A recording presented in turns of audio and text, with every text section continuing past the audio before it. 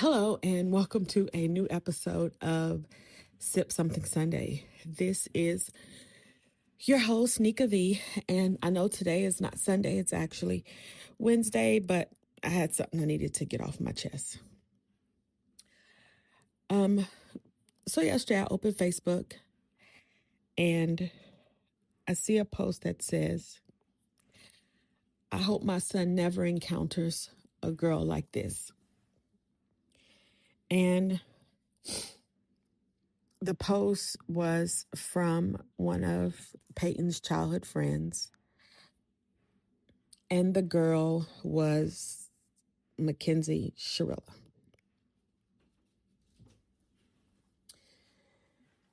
And like an idiot, I watched the documentary.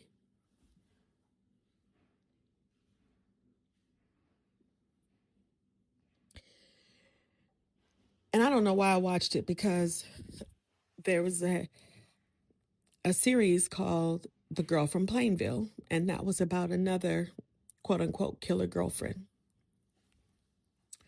Michelle Carter was her name.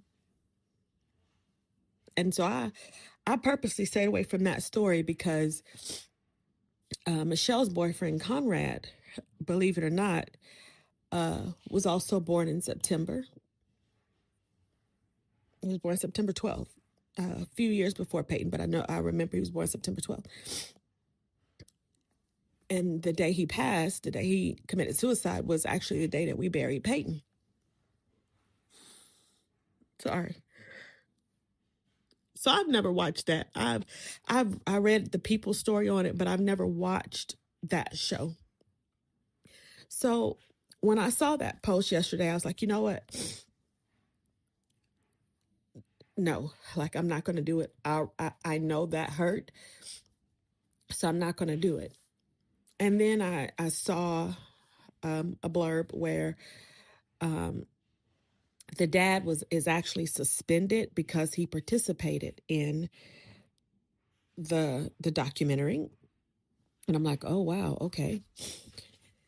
And then I saw that the boy had actually expressed fear or something of that before the crash. So like an idiot, I turned it on. And I don't know anything about Michelle Carter because I didn't watch it. But the eerie similarities to the monster in Peyton's case were very obvious. They were very there. A bully, for lack of a better word, a popular bully, but still a bully. Cared about appearances. They talked about how Dom would buy her. Dom is one of the young men that passed, would buy her things. I remember Peyton and I having a knockdown drag out because she wanted something from Pandora, and I literally will not go into Pandora to this day just because it's so triggering, and this show was so triggering. And again, when I saw that post that said, I hope my son never, like, I felt that in my soul, because people often talk about the things that women go through with men. You know, we've seen, Lifetime has made a gazillion dollars off the evil man. He wants to rape my daughter, kill my daughter, steal my daughter, sleep with my best friend, kill me, murder me. Like, Lifetime has made so much money off of that. But we never really hear the story of the she-devils and the harm they bring to young men. And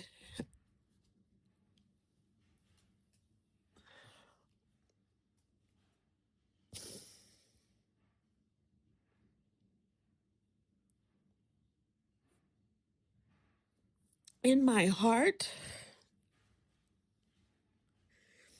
what bothered me most about watching that documentary is her parents still do not grasp the gravity of what their child did. You know, the father says so callously, like, I feel sorry for those two boys, but but what if she was your kid? Your kid is still alive, sir. Your kid is still alive. She might be in prison, but she is living and breathing, and you can get up and go have a conversation with her anytime you want.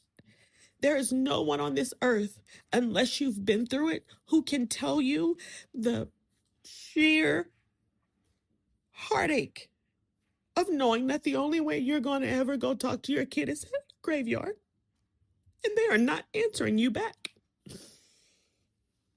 These people, the things that kid did when, bullying in school, and, he brags about going to the school to get her, and she said she didn't do it, and he walked away, and he was perfectly fine with it. And that behavior is what led her to the behavior too right now at this very moment. She's not taking responsibility. Even at the end of the documentary, she kind of looks over at her lawyers, like, basically ask him, like, did I say everything I was supposed to say? She didn't shed one tear. She didn't shed one tear, and I just want to make sure it's very clear there was no intent. How about, I just want to make it very clear, I'm sorry.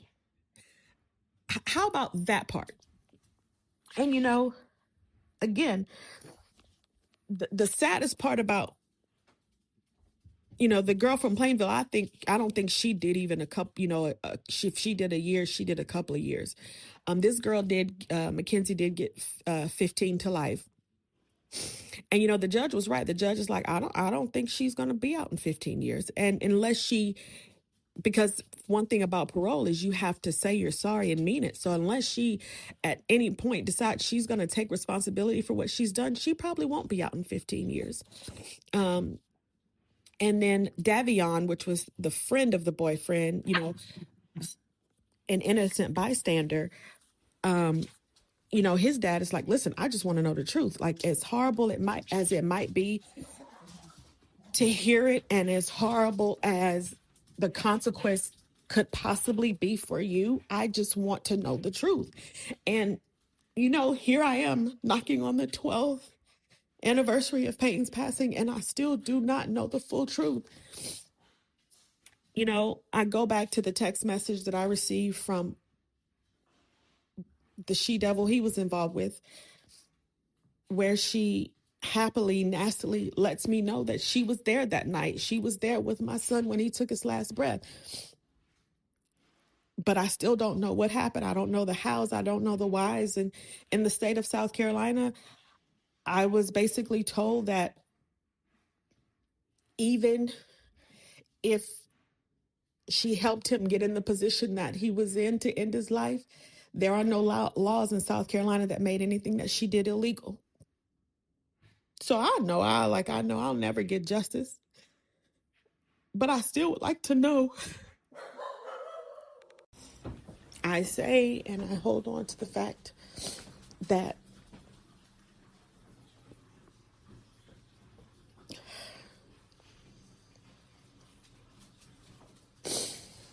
I do believe, and if you know me and you know him and you know where we were at the time of his passing, you will understand when I say this. I've always said, she'll never have peace until she admits what she did.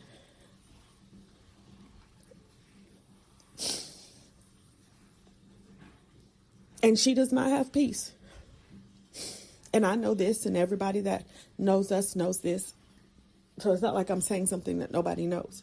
She'll never have peace. But I would like some.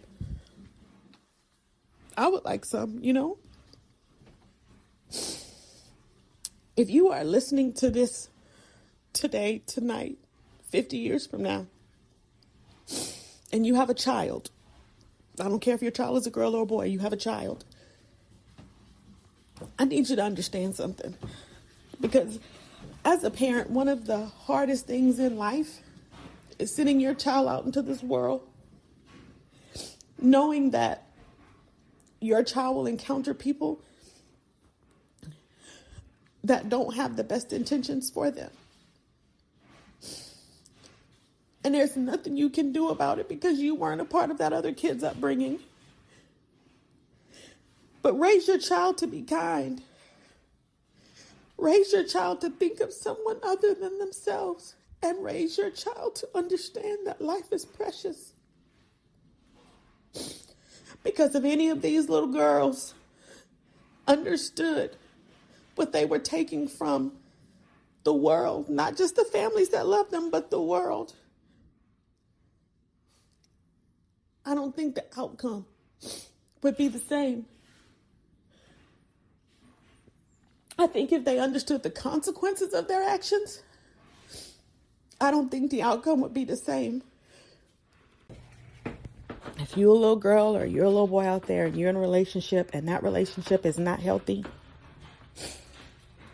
if it means you think that you must do something to yourself or them if the relationship doesn't work out, get out of it. Walk away. Walk away. Because the pain that you leave when you either end your life or you take someone's life or you encourage someone to end their life, the pain that you leave behind is everlasting. It is everlasting. You destroy people in ways you probably don't even know and in your young age cannot even imagine.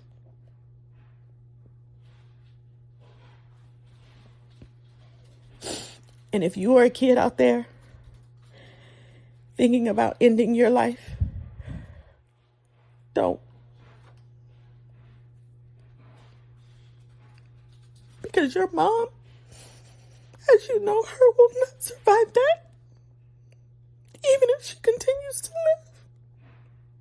live, she will not survive.